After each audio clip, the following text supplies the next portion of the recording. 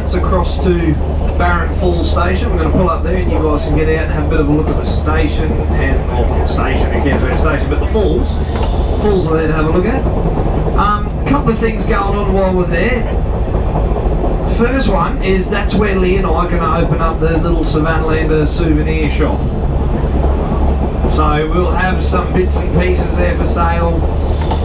I don't know how much of it we've got.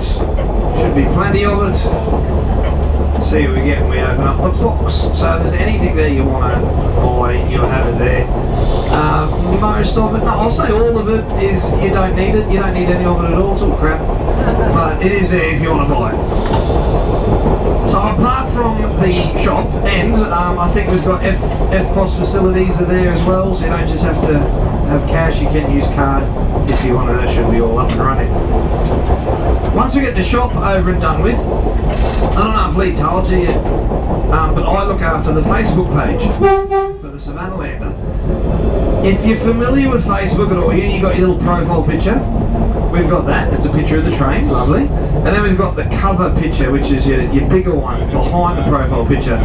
Every week I get a photo of all the passengers against the train, and I make that the cover photo for the Facebook page for the week. So I would like everyone to be part of that photo. You don't have to be, but I would like for everyone to be part of it. So I'll do that after the shop. So I'll give everyone a yell and round you all up and show you where I want you to stand and stuff. And hopefully by the time we've done that, that last Kuranda train is out of the road a bit more.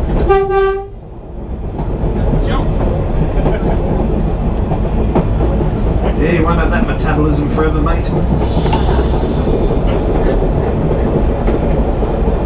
Yeah, once we've done all that, hopefully that Kuranda train will be out of the road and we'll have a bit more track in front of us.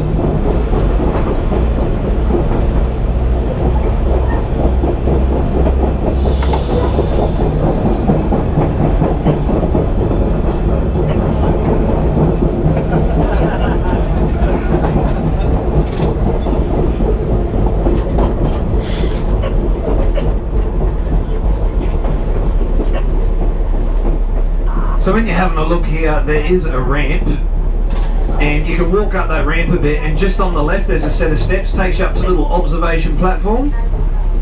If you go past the observation platform, you keep walking up the ramp, in about a kilometre's time you'll get to the car park. And Lee and I are so close to the end of our week, we don't care if we leave you here now. You're close enough to Cairns to get a taxi home, so please don't go up to the car park, just stay within the area. And any door on the left hand side. There's not one of our guys up there, is it? If you'd like him. It's not. Turn around and run.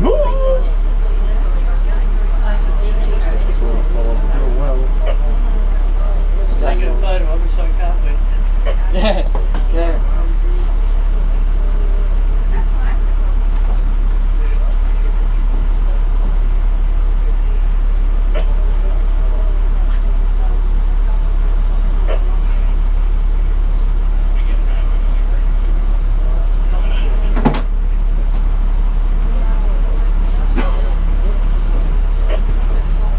Right, I've stuck that photos up on the Facebook page if you want to go there. Have a look. If you don't have Facebook, that's alright, you can get your kids or whoever you know who's got Facebook. Tell them to go and have a look and they'll see your lovely smile. Now we're about to start making our way down the McAllister Range, or section 2 of the Cairns Railway.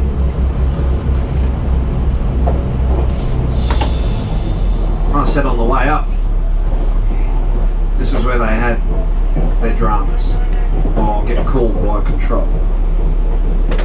Yeah, North 5699 over. Hey, I've got an extension if you're ready, over. Yeah, let her go over. Okay, command code is 048 701 038, over.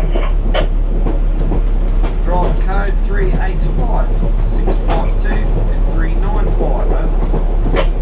Display code 612 591 568, over. Drive train Forsayth 992026, proceed to Murray, stop short to block number 4D on 25 and then to Murray. Yes, do not enter the Murray, that is correct, please.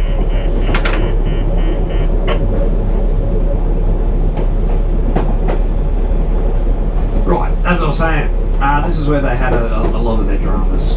They certainly did. Christy Palmerston, remember, he advised the government not to try and build a railway up here. He said it was predominantly sedimentary rock, and not only would initial construction of the railway be difficult, but long-term maintenance with the wet season and everything, he just said you'd be always contending with landslides and rock falls and all that sort of stuff. It just always happened. But they didn't listen to him and they went ahead with it anyway.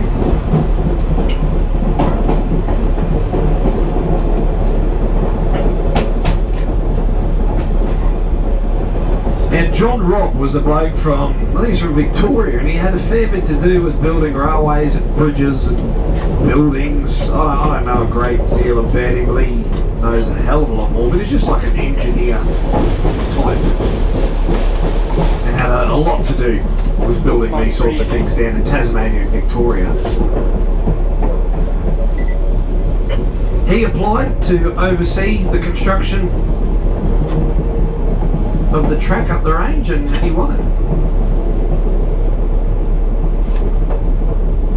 Great big rock here on the left, known as Robb's Monument, named after John Robb.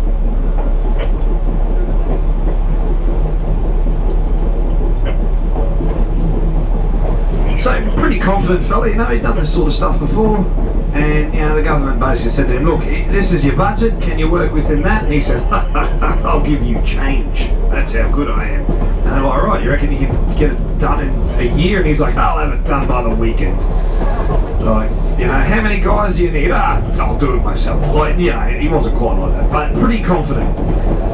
He started construction, and straight away, what Christy Palmerston had tried to warn the government about became evident pretty quickly. Every time they blew something up, more of it would fall down than was supposed to. So then that'd just start putting them behind because they had to try and fix it, get it all sorted out and started, and that cost more money. And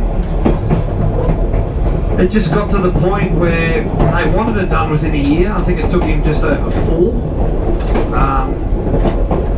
He went over budget so many times that it got to a point where the government said, we can't give you any more money. Just walk away from it, can it, don't worry about it.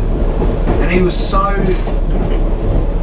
hell-bent on getting it done and finishing it that he started selling off his own assets to fund completion of the track himself, which left him bankrupt. And then not only that, he did have about 1,000 guys working for him, but we don't know exactly how many died. There's a reported, I think it's about 28, but a lot of these guys are immigrants from Italy and Ireland. At the end of construction, there was a whole bunch of money. It was about, I think it was about $3,500 or £3,500 in unclaimed wages. Now I doubt that a whole bunch of them got together and said, oh, let's just volunteer the last 4 years of our life.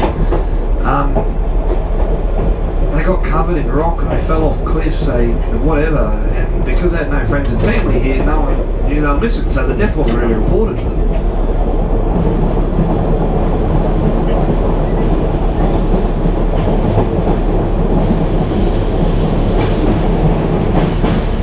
So he got it done. I mean, John Robb said he would do it, and he got it done, but like I said, it took a lot longer, it left him bankrupt, and saw the death of maybe 100 men.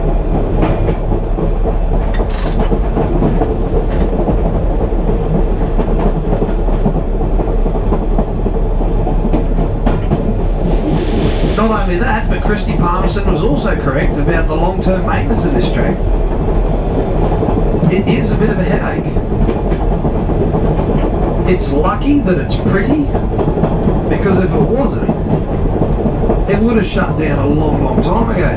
This line was never built with tourism in mind, it was purely a connection between those mining towns and the coast. But in its second life, it's been a tourism draw card for North Queensland. I think last I read it was about 350,000 people a year come up this range by rail. So that's a lot. And at $49 one way each person, it makes a bit of money. It's pretty popular. So if it wasn't for that, just the maintenance just wouldn't be worth it. They'd shut it down. And they do all sorts of things to it. I mean, as you can see, there's great big piles of sleepers next to the line as we make our way down. They're just about to start re-sleepering all the way from, I think, Cairns Station, all the way up to Koa. They're going to re-sleeper. That's not cheap.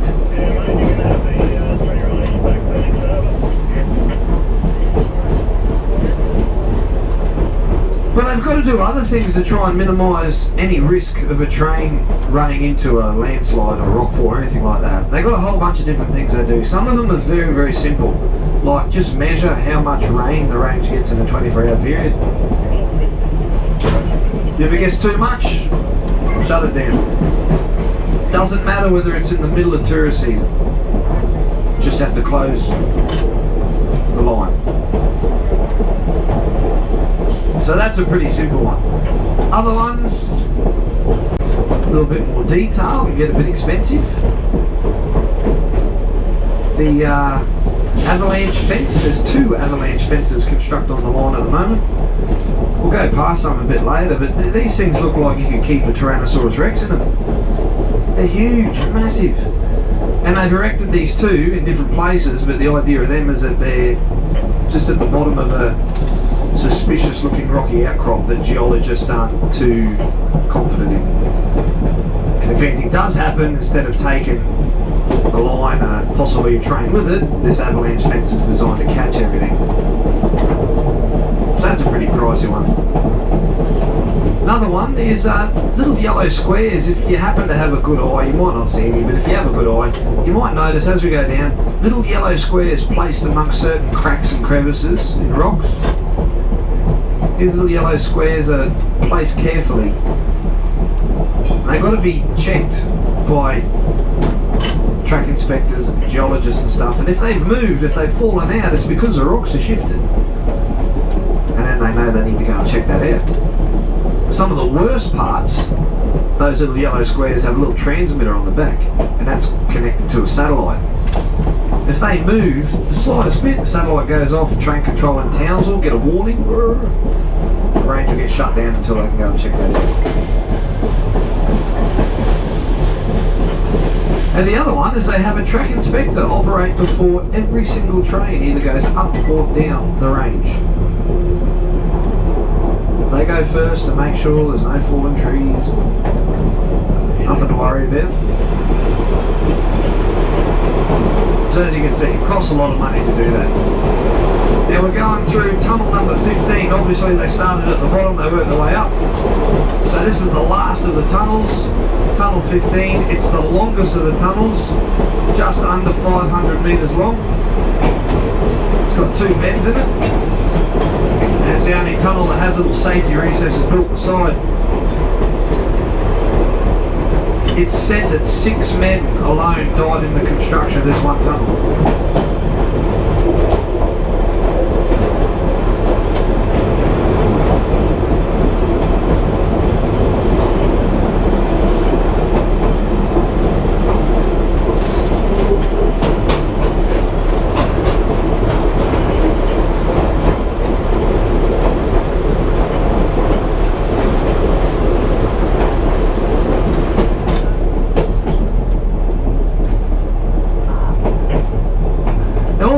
Stuff on the side, I guess the reason why people love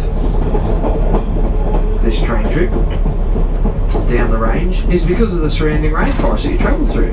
The views, beautiful. So this is all wet tropical rainforest in North Queensland. Doesn't mean much if you just say it like that, but this is actually the oldest growing rainforest on the face of the planet. We can date this back to about 130 million years old. It would just seem that over the last 130 million years, whenever there was a cataclysmic event, whether it was a comet hitting the planet, whether it was a supervolcano or an ice age, whatever it was, this particular piece of forest happened to be in the part of the planet that was the least affected. I mean, it still was affected, that's why we don't have dinosaurs, but a lot of the smaller plants and animals managed to survive. And these days, throughout parts of South America or Africa or wherever, you can find fossils of plants and animals that are 130 million years old. Now those exact same plants and animals are alive here in the rainforest. They're not fossils, they're living. It's the only place in the world where you can still find these plants and animals. So the rainforest is terribly interesting. Little work of art in itself. Now we're coming away from the Barron River Gorge. And we're about to turn into the Stony Creek Gorge. Some pretty nice views there. You see the airport down there. It looks like one of the cats coming back in. A couple of cats coming back from Green Island. Green Island's out there. If you've got a good eye, you'll be able to see it out on the horizon. It's really flat, and you'll probably be able to see the beach more than anything out there. Anyone been to Green Island? Yeah. Yeah? Did anyone go and see, I think it's called Marineland, Melanesia? You see Cassius, the crocodile? Biggest crocodile in captivity on the planet. That's Guinness Book of Records certified. Now he's held that crown for a while now, and there's always someone in some corner of the earth says, I've got a bigger crocodile. And the minute Guinness Book of Records turns up, all of a sudden it's almost as if they put the crocodile in the dryer and it shrunk a size. It's not quite as big as they said it was going to be. They've always got a whole bunch of excuses as to why. Oh no, it's breeding season. He always, shrinks 2 meters in the breeding season. But Cassius, 5.46. Yeah, 5.46, 5.47. Anyway, big crocodile. He is massive. Did anyone ever hear of a crocodile up in Darwin called Sweetheart? Yeah, a couple of you have. If you haven't heard of Sweetheart, Sweetheart was a crocodile that became really famous in the 70s. He lived in a part of the Finnis River called Sweet's Lookout. It was like an elbow on the river. It was a very, very popular fishing spot. Sweetheart made headlines because he never killed anyone, but he hated outboard motors. And he ate dozens of outboard motors in his life.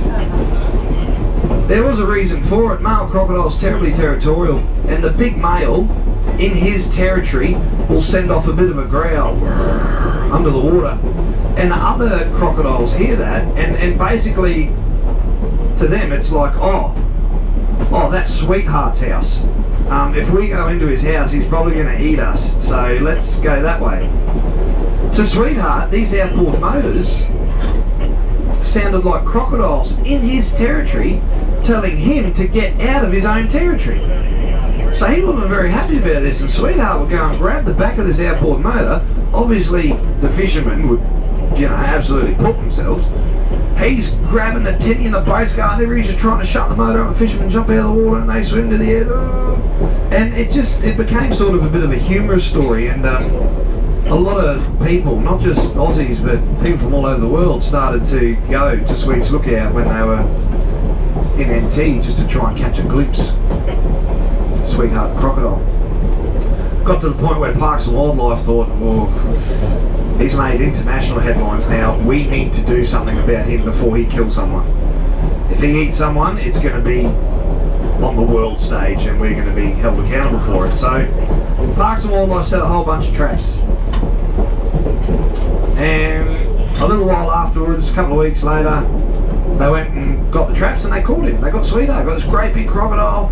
They were really happy about it. Yes! The retrieval process didn't go as well as it was supposed to, and Sweetheart struggled a lot. And he died, unfortunately. Now you guys know when you run a marathon or you run a race or whatever, you get that build-up of lactic acid, you get sore muscles. Same thing happens with crocodiles, but it doesn't happen 2 days later. With a crocodile, it happens immediately, and it happens about 1,000 times worse. So as Sweetheart was struggling, lactic acid built up. Sweetheart couldn't keep himself float, and he drowned. Now they went into Darwin with him, a whole bunch of people came out, and it was like a mixed response. Some people were cheering and they got photos like, you know, standing on the back of Sweetheart, this sort of stuff. Other people weren't very happy with Parks and Wildlife, because Sweetheart never killed anyone. His name was Sweetheart and he was dead. So they preserved his remains, and if you go to the museum at Darwin you can see him. That might have been where you saw him. Now the rest of the story that you're not told, Stony Creek falls out on the left hand side. We're going to go over that very, very shortly.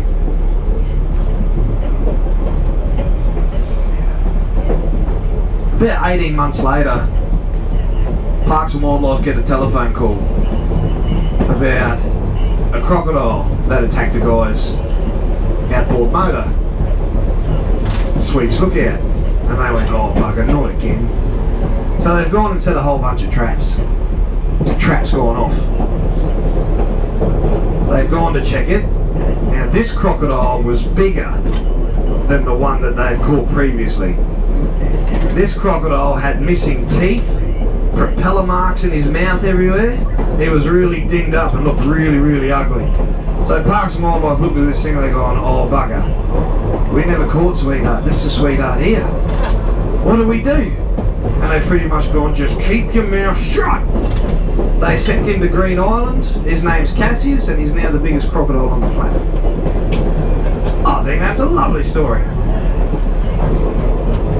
And he is impressive. If you get over and check him out, he's very impressive. He's the biggest mud gecko I've ever seen. He's amazing. How old is he, do you know? Oh, I couldn't tell you how old he is. His owners over there say, look, he's got to be over 100 years old.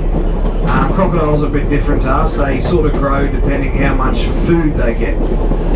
So you can get two crocodiles about 25 years old. One could be 3 meters, one could be 2 foot. One of them just hasn't had anywhere near as much food as the other one. So I'd say he'd have to be, yeah, he'd have to be 110, 120 years old. He looks it.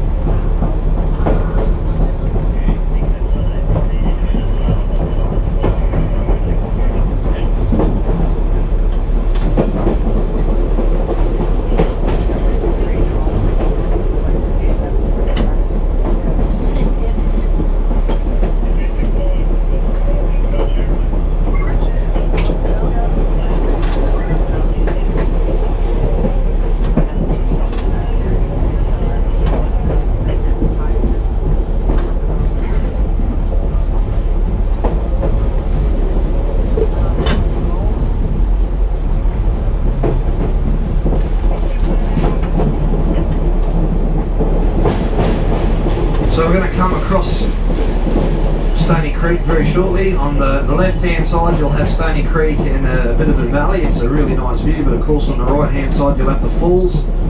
I'll go really slowly over it, make a few stops so you can move around the train and get that angle that you want.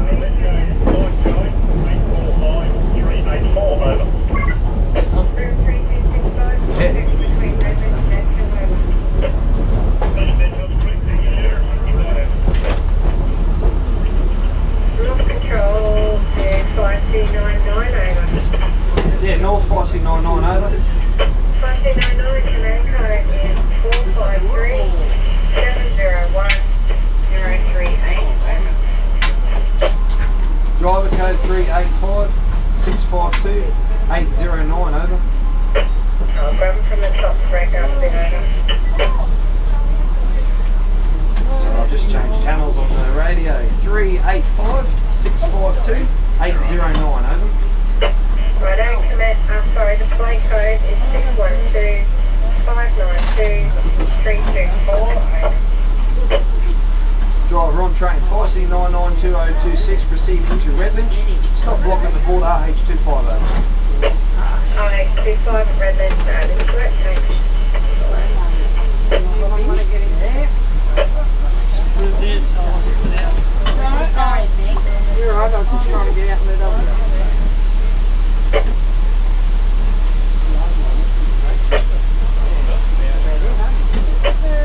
So I reckon they're heaps better than the Barron River Falls.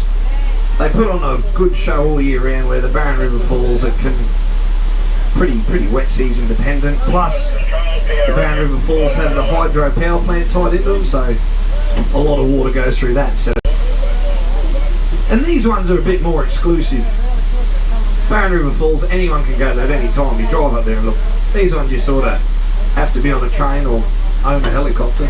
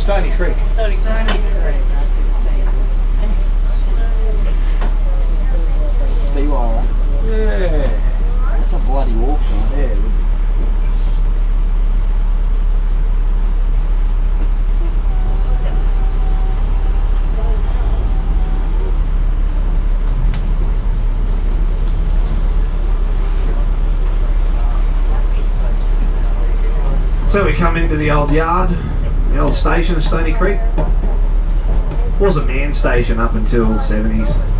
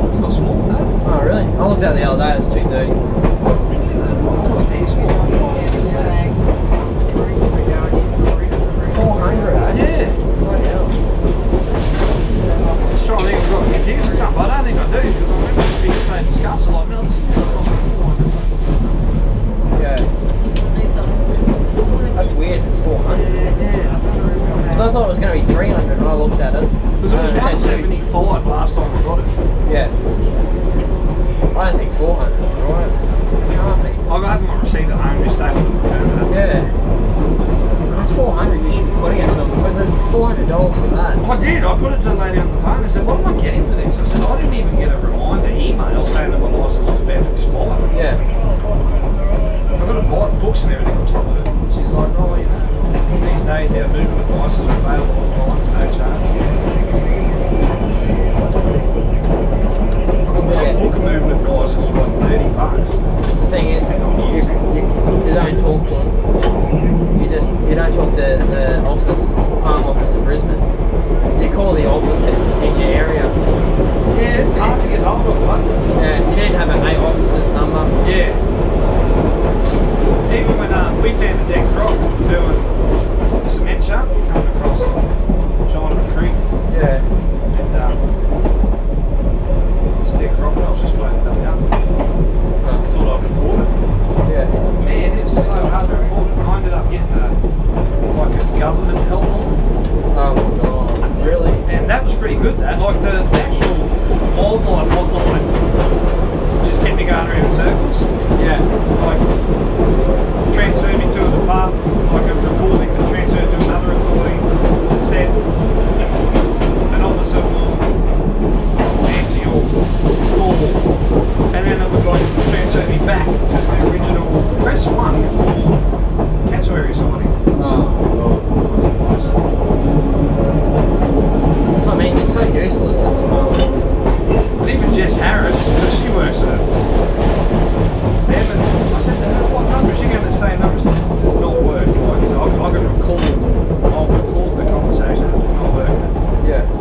Someone else gave me, Tiffany, works in Brisbane, she gave me like a general government helpline. No, heaps, but they patched me through to a ranger. It was pretty good.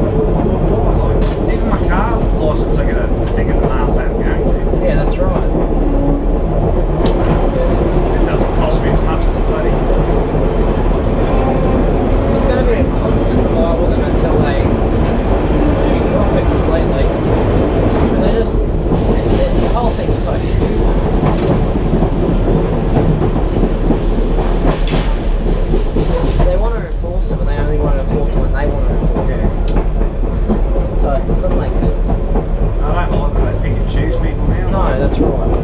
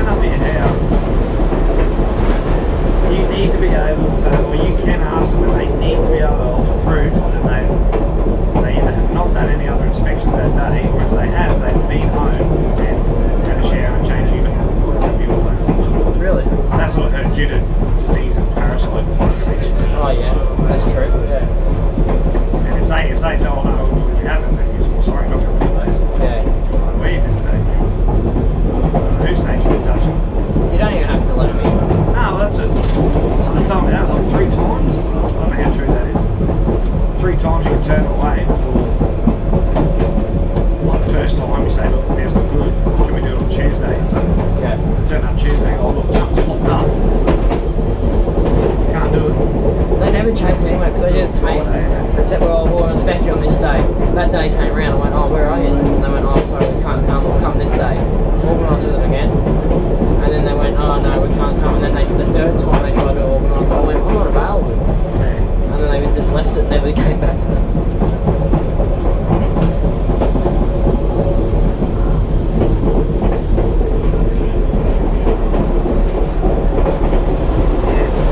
System. Oh yeah.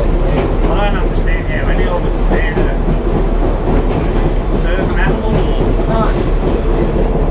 None of it.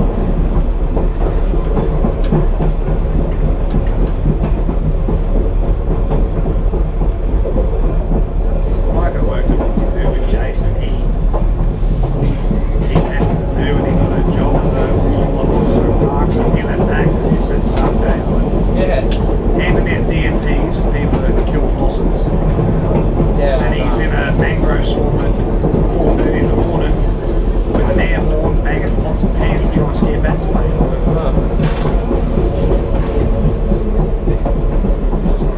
Yeah, how is this conservation? Yeah, that's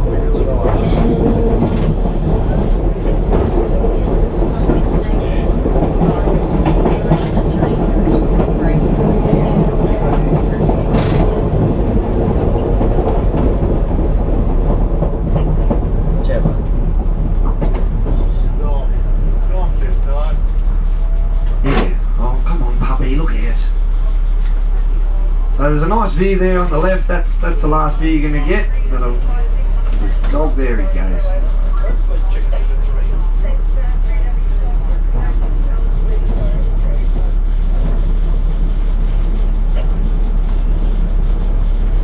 Oh, between trucks running crossings and road stuff parked on crossings and people walking all over the place.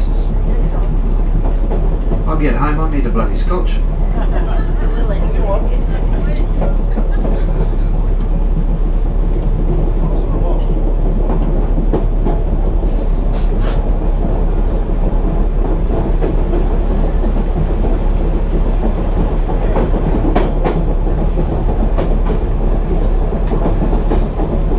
One of my very first trips, it may have been my first trip,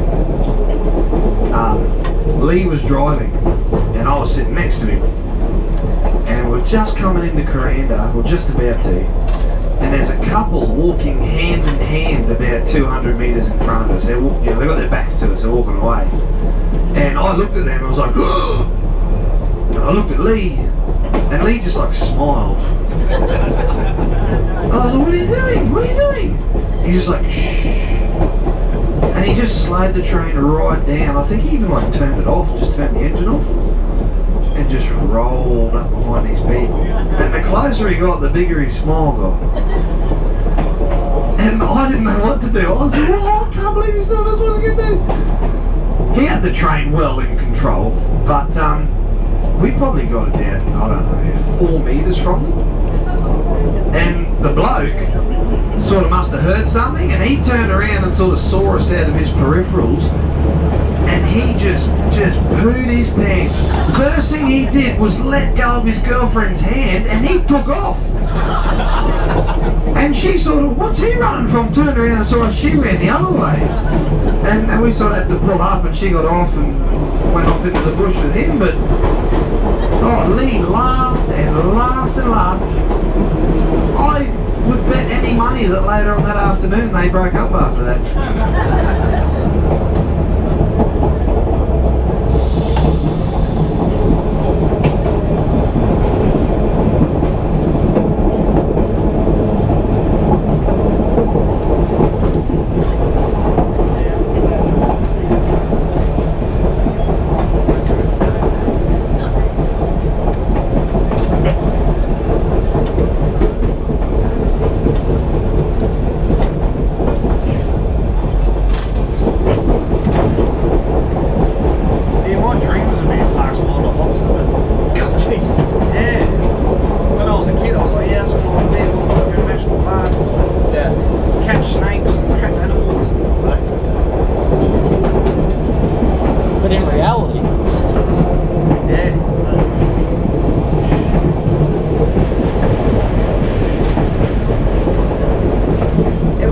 Years ago, like before all this other crap harder. Mel said when they were out at Chillago, like the parks range there, it was like a country cop. They were like a country parks ranger. Everyone in the town knew they were.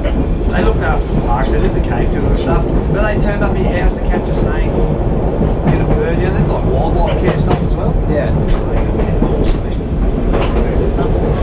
Yeah, that's right. Won't do it now. Hey? We got so many inexperienced people. Oh yeah, it's one of those things now that you do a degree in environmental science and you get a job and you know nothing, you don't have a passion in it, it's just a government job. But even now, like Jess Harris, Brendan's ex, she's in Cairns doing it. But I think she told me like in 2 years she's had like 34 contracts in 2 years. It's like, they don't give out permanent jobs anymore. Yeah. Like, because it's so hard for the government to fire someone. Instead they just give you these like 2-week contracts and then they'll give you a 6-week one and when that's coming in they'll give you a month one. And, like she says it's really frustrating. She doesn't have a full-time job, well she does, but so it's really difficult. You're going to get a loan in a car or anything. Yeah. You got to submit your work stuff like so I've only got this full-time job for the next 3 weeks. Yeah. That's ridiculous. Yeah. Another friend of mine, Tiffany, in Brisbane, she's had the same thing. She's had like 16 contracts in 18 months or something. Bloody hell.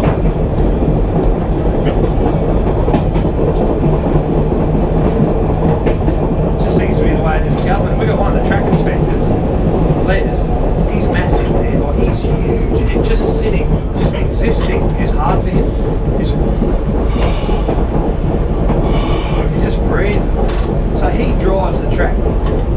Now, last time he got his medical, he failed it miserably.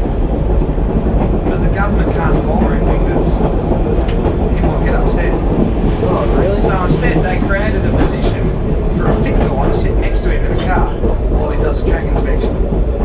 So that if Les has a heart attack, dollars at the wheel and some guys there. That's such a risk. Yeah, just silly. It just seems to be, Yeah. So because to try and avoid stuff like that, just give someone a month or 6 weeks work of time. Yeah. If they turn out to be like that, so your contract's not getting continued. Yeah, that's right. That's terrible. Yeah. So this is the Jungara loop. It's a 180-degree turn back.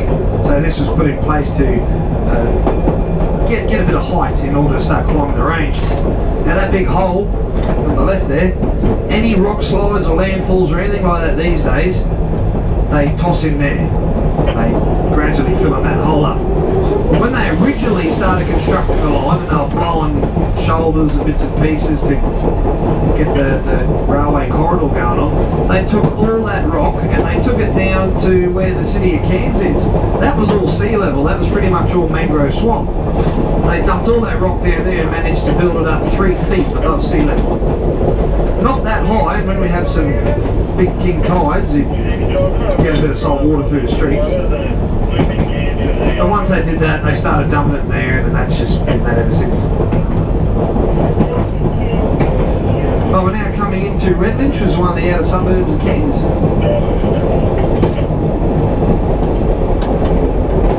It's one of the flasher suburbs of Cairns. If you say you're from Redlinch, you're a little bit, ooh, oh, I live in Redlinch there. Ooh.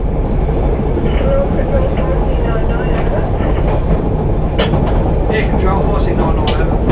Right, I've got a command code for you of 474-701-038. Driver code 385-652-929 over. Display code is 612-594-544 over. Driver train 4699226 proceeding to Cairns, about Signal Cairns. Yep, no signal can, that's correct. Thanks, and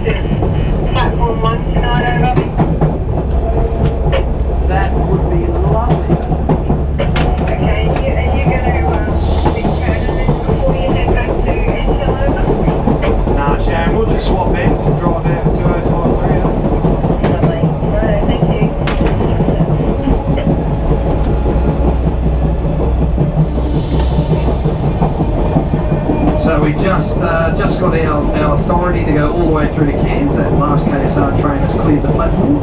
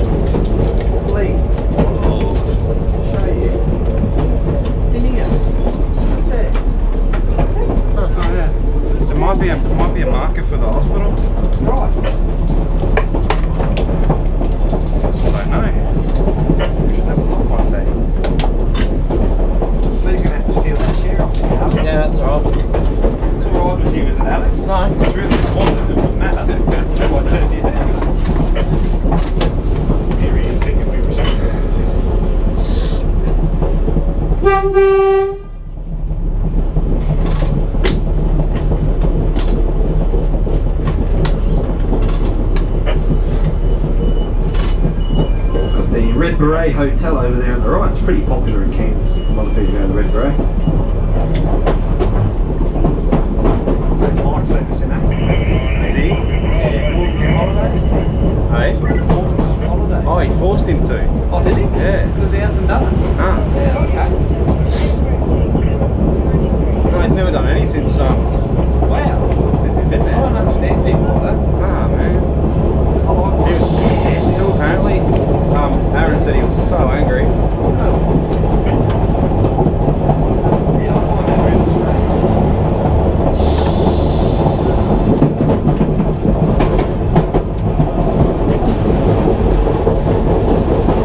So our little Freshwater. Yep.